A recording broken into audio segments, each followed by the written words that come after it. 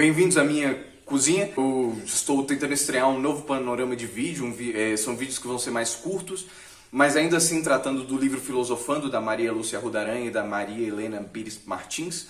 E, bom, nós estamos no capítulo 10 e nós vamos agora parcelar um pouco para eu poder me aprofundar melhor nos filósofos e não ser tão desonesto quando vou apresentá-los, porque se eu tento apresentar todos de uma vez, talvez o seu cérebro fique muito cansado, o meu também fica muito cansado, e isso faz com que a gente não se aprofunde e não pense muito em relação àquilo que de fato é instigante na filosofia, que é pensar sobre esses problemas que abarcaram uma época, uma era, um período da história. Nós sabemos que a Idade Moderna ela começa em meados do século XV e termina no final do século XVIII, com a Revolução Francesa em 1789.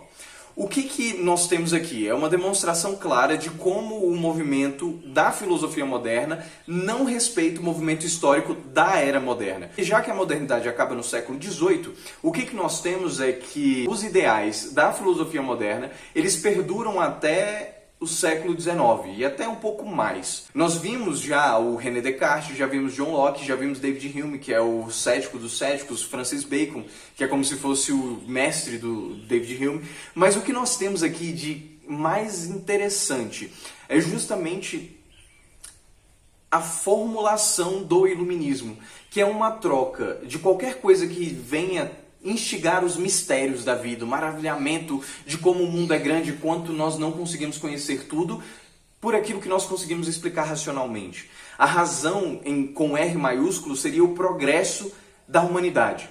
E na filosofia moderna, e mais especificamente no movimento iluminista, a luz da razão é a grande esperança para todas as nossas mazelas.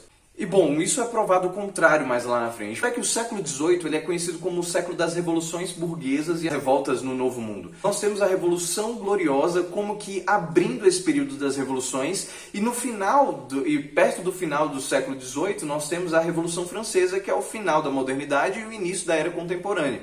Mas o que nós temos também ali é, por exemplo, revoltas no Novo Mundo, como a proclamação da independência nos Estados Unidos, a Conjuração Baiana aqui no Brasil e também a Inconfidência Mineira, que são revoltas que foram inspiradas no movimento iluminista. O iluminismo ele tinha essa troca de nós queremos explicações.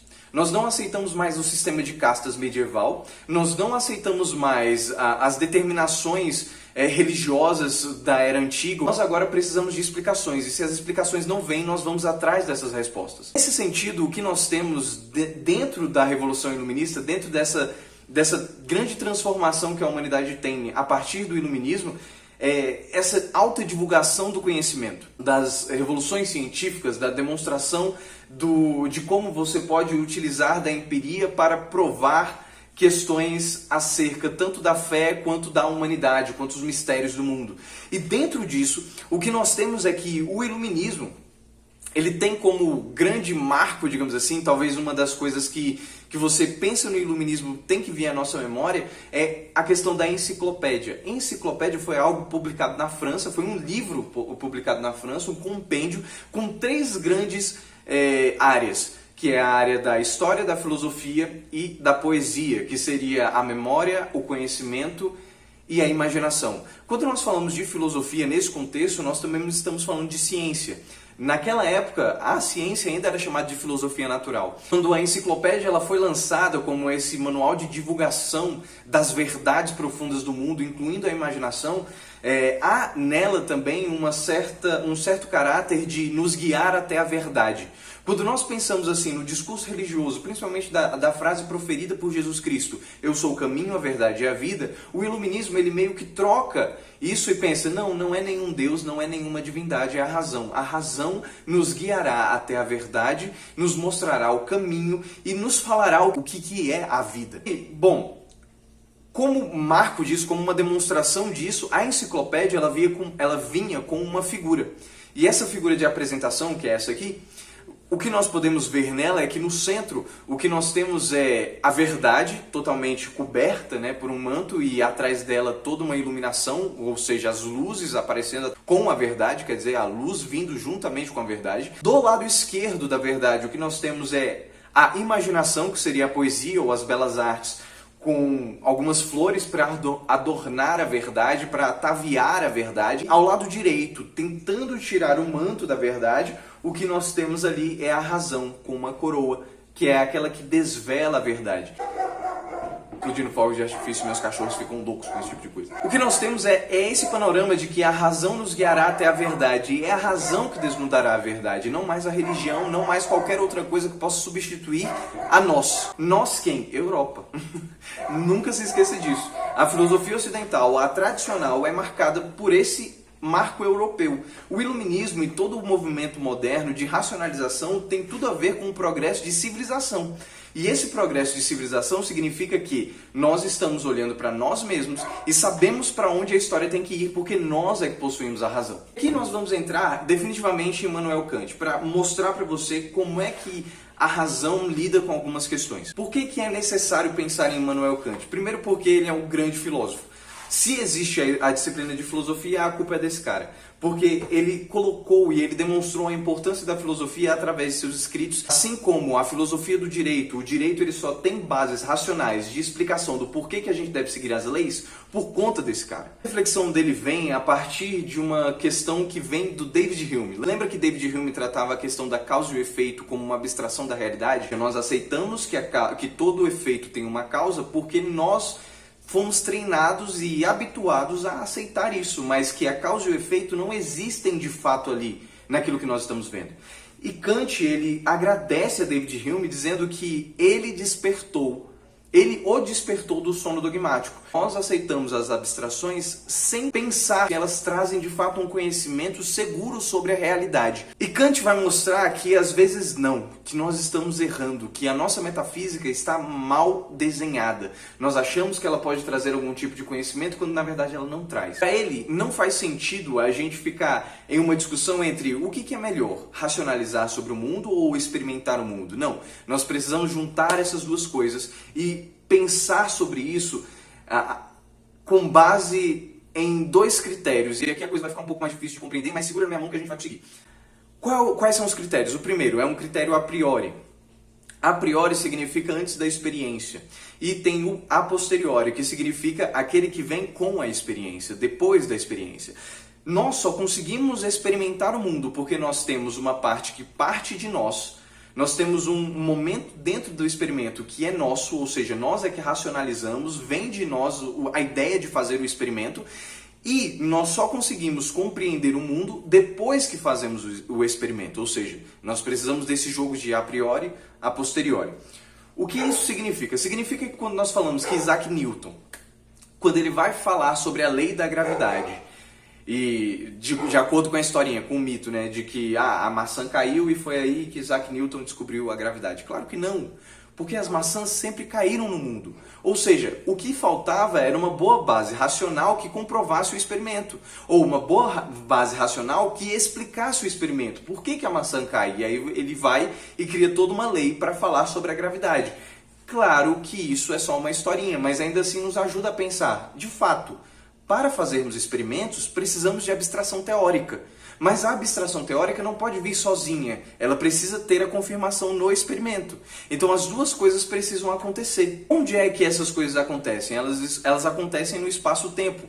Por meio da nossa sensibilidade, nós conseguimos ver as coisas no espaço-tempo, sentir as coisas e compreender onde elas estão, porque nós também participamos desse espaço-tempo. E é a partir disso que nós conseguimos criar conceitos e categorias em nossa mente para julgar as coisas entre verdadeiras e falsas, entre coisas que de fato produzem conhecimento e daquelas que não produzem conhecimento. Nós só conseguimos compreender os objetos no mundo porque nós também somos objetos no mundo. Nós também compreendemos as coisas que estão à nossa disposição porque nós também estamos à disposição no mundo. Então nós participamos desse mundo e por isso nós conseguimos compreendê-lo ao mesmo tempo que nós temos uma parte em nossa cabeça, digamos assim, nós conseguimos racionalizar tanto que nós podemos sair desse mundo, abstrair ao ponto de criar possibilidade para compreender algo. O que isso significa no fim das contas, né? Porque está ficando muito difícil. Então aqui nós podemos estudar o mundo a partir daquilo que nós conseguimos observar. E é essa observação que traz para nós a abstração para explicar o mundo. E Kant ele vai dividir isso em duas categorias. aquelas que são fenomênicas, aqueles que são os fenômenos, aquilo que nos aparece. Existem os númenos, que vem de noumenon, que é a coisa em si.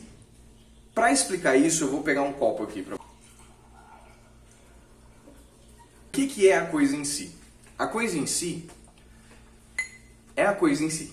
É aquilo que nós não temos acesso só pela experiência. Por quê?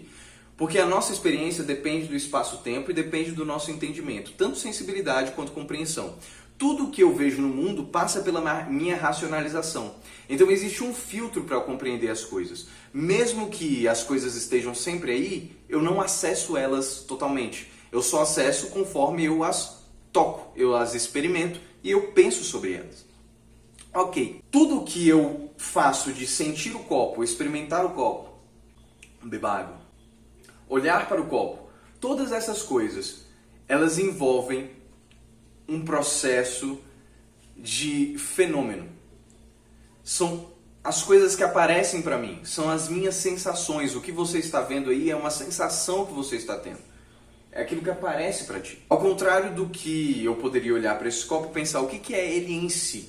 Se você parar para pensar, por exemplo, em coisas como em cima, embaixo, direita, esquerda, tudo isso tem a ver com espaço. Só que esse espaço ele só faz sentido porque eu participo dele. Se eu tentar pensar o que significa em si a palavra embaixo, eu não sei dizer. Porque não tem exatamente a definição do que é. Eu tenho a definição de como é que ela se comporta em relação às outras coisas que existem no mundo. Ou seja, o que significa dizer que o copo está em cima da minha mão? Bom, significa que ele está sobre a sua mão, significa que ele está na parte de cima da sua mão, que a sua mão está embaixo, significa... Todas essas coisas envolvem eu dizer como os objetos estão dispostos no mundo. Mas se eu quero dizer o que é estar em cima, eu não sei dizer. Porque eu não tenho acesso a esse tipo de coisa. Kant ele vai dizer que o em si envolve também Deus. Deus é uma coisa em si. Porque você não tem experiência o suficiente para falar o que é Deus. Mas você pode pensar sobre isso, você pode ficar tentando matutar. Experienciar não é possível, mas pensar é possível. E é aqui, é exatamente aqui que Kant ele vai fundar a destruição da metafísica. Porque se é só possível pensar em Deus e eu só conheço as coisas que me aparecem como fenômenos e não como números, então eu posso simplesmente abrir mão do número, porque ele não faz sentido. Se eu não conheço, por que eu vou ficar pensando sobre isso?